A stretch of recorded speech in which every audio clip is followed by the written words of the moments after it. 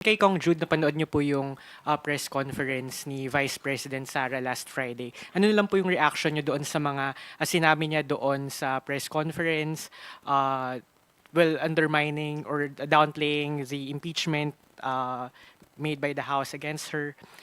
Well, halata lang naman no na the press con was, for lack of a better word, it was staged to present na ang vice presidente ay hindi apektado sa mga issue ito. Pero the fact na ganun ang nangyari sa press con, klarong they're trying to divert the narrative and making sure that this is not affecting her in any way. Pero hindi naman ho ito issue kung hindi naman ito usapin na pwedeng ipasawang bahala na lang kasi ito po'y hindi lang usapin ng mga politiko.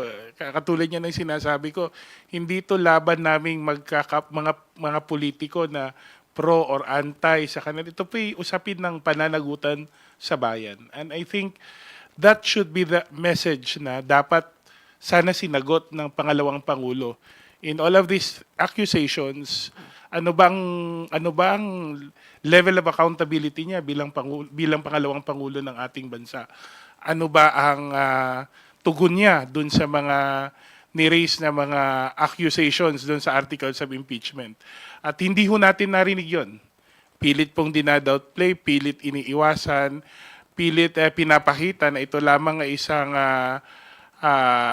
sabi nga pang persecution dun sa kanila sa ating pangalawang pangulo, which of course now that it has reached the impeachment it will soon reach the impeachment court, no?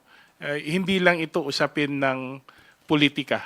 Although this is they always say, while this is there are clear political considerations in the process, considering that the impeachment court is made up of senators who are politicians.